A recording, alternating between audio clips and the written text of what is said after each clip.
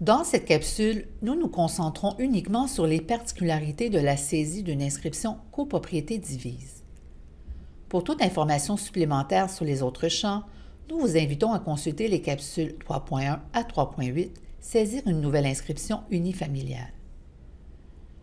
Pour débuter votre nouvelle inscription, il faut sélectionner la catégorie copropriété appartement résidentiel dans le menu déroulant sur la page d'accueil de l'outil. À la page Informations préliminaires, vous devez sélectionner le genre de propriété parmi les options suivantes: appartement, maison, loft et studio. La copropriété est dite divise lorsque le droit de propriété se répartit entre les copropriétaires par fraction de lot, comprenant chacune une partie privative matériellement divisée et une quote-part des parties communes s'il y a lieu. Dans ce cas, il faut indiquer divise dans le champ type de copropriété. Vous avez aussi la possibilité de préciser la quote-part qui s'applique aux parties communes. Le champ style vous permet d'indiquer que la copropriété est construite sur un ou plusieurs niveaux ou sur des paliers multiples parmi les options suivantes: à un étage, à paliers multiples ou à un étage et demi. Vous devez préciser le nombre total d'unités et d'étages dans le bâtiment. Le champ étage vous permet d'indiquer à quel étage est situé l'appartement. Remplissez les autres champs de la page et pour plus de renseignements sur ceux-ci, vous pouvez en tout temps vous référer au lexique immobilier ou consulter la capsule 3.2 Informations préliminaires. La page Description légale contient toute l'information officielle de la propriété, telle que l'adresse, la désignation cadastrale, le certificat de localisation, etc.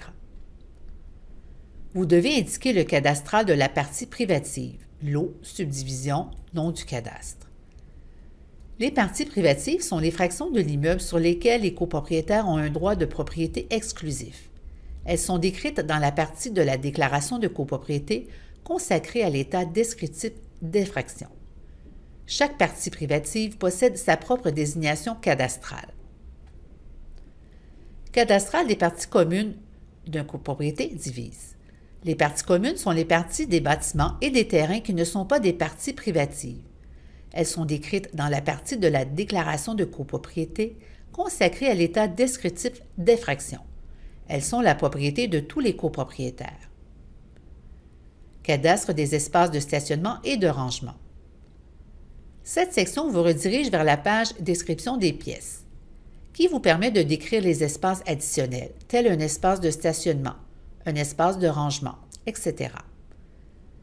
Vous pouvez indiquer le numéro de cadastre ou numéro de l'unité et préciser s'il s'agit d'une partie privative, d'une partie commune ou une partie commune à usage restreint. Revenons à la page Description légale. Alors, certificat de localisation, partie divise, ainsi que l'année.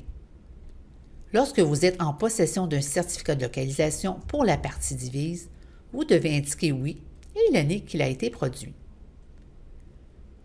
Vous devez cocher la case « Cotisation spéciale » s'il y a existence d'une cotisation spéciale additionnelle non prévue et fournir plus de détails dans les champs remarques de la page « Informations complémentaires ». Exemple, problème de stabilisation des fondations, réparation importante ou urgente à la copropriété. Vous devez également indiquer si vous êtes en possession de documents tels une déclaration de copropriété, un procès-verbal, état financier, un devis et ou des règlements de l'immeuble. Remplissez les autres champs de la page et pour plus de renseignements sur ceux-ci, nous vous invitons à consulter le lexique immobilier ou les capsules 3.3 Description légale et 9 Positionnez votre inscription sur la carte. Remplissez les champs de la page Propriétaire et hypothèque et pour obtenir des renseignements sur les champs de cette page, nous vous invitons à consulter le lexique immobilier ou la capsule 3.4 Propriétaire et hypothèque. La page Bâtiment et terrain contient toutes les caractéristiques du bâtiment et du terrain. Vous pouvez publier l'année de construction, les dimensions du bâtiment et du terrain, leur superficie et le zonage, de même que la déclaration du vendeur qui est un champ obligatoire à remplir. Année de construction vous permet d'indiquer l'année de construction du bâtiment principal. En absence de l'année de construction exacte, vous pouvez sélectionner parmi les choix à construire, en construction ou inconnu. Vous pouvez aussi préciser s'il s'agit d'un bâtiment centenaire, en conversion, historique ou neuve. Pour les propriétés neuves, vous pouvez aussi indiquer la date de disponibilité de l'immeuble pour occupation dans le champ date de livraison prévue. Si l'immeuble a été converti en copropriété, il faut indiquer l'année de la conversion dans le champ converti en quelle année. Vous pouvez inscrire la dimension de la partie privative ou du bâtiment. Le champ superficie de la partie privative ou de la quote-part est obligatoire lorsque vous êtes en possession d'un certificat de localisation et il faut préciser que la superficie habitable provient du plan cadastral. La superficie habitable nette et exclusive pour une copropriété divise est celle indiquée au certificat de localisation, excluant les balcons, les garages, les rangements extérieurs à l'unité. Remplissez les autres champs de la page et pour plus de renseignements sur ceux-ci, nous vous invitons à consulter le lexique immobilier ou la capsule 3.5 Bâtiments et terrains. La page Description des pièces contient la description de chacune des pièces de la propriété. Vous devez indiquer le nombre de pièces, de chambres à coucher, de salles de bain et de salles d'eau. Il est obligatoire d'inscrire une description pour toutes ces pièces avec les dimensions, sauf lorsque l'année de construction est à construire ou en construction.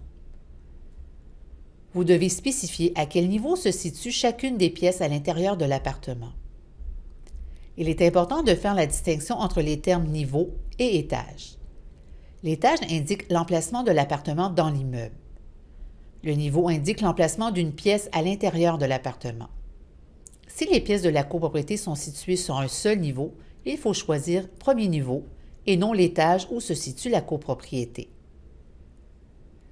La section Espaces additionnels vous permet de décrire les espaces additionnels tels un espace de stationnement, un espace de rangement, etc.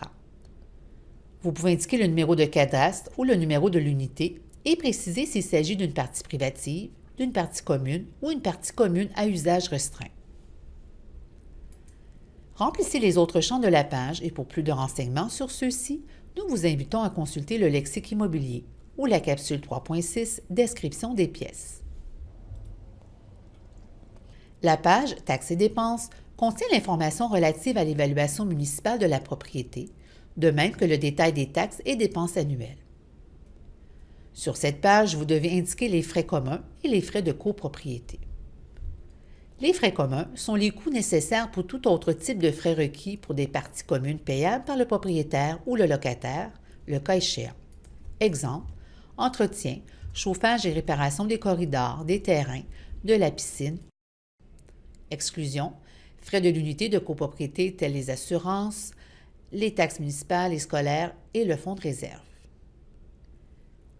Les frais de copropriété sont les coûts nécessaires pour l'administration, l'entretien et les parties communes d'un immeuble en copropriété et qui sont dus par les copropriétaires au syndicat. La répartition des charges fait l'objet d'un état qui fixe le quote-part incombant à chaque lot. Exclusion, frais communs du bâtiment. Remplissez les autres champs de la page et pour plus de renseignements sur ceux-ci, nous vous invitons à consulter le lexique immobilier ou la capsule 3.7 Taxes et dépenses.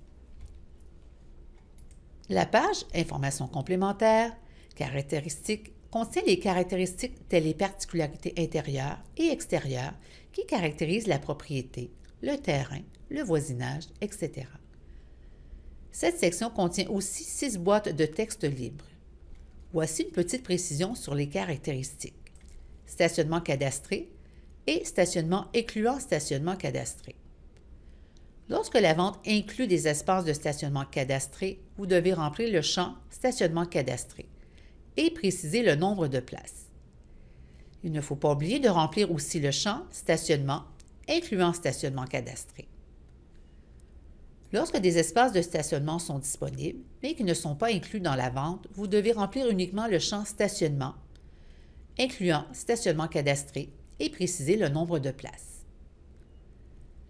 Remplissez les autres champs de la page et pour plus de renseignements sur ceux-ci, nous vous invitons à consulter le lexique immobilier ou la capsule 3.8 Informations complémentaires, caractéristiques. Il est important de ne pas oublier de sauvegarder les changements à votre inscription en cliquant sur l'icône de la disquette bleue si le statut de l'inscription est incomplet. Veuillez noter que l'inscription sera sauvegardée temporairement pendant un maximum de 5 jours à partir de la première sauvegarde.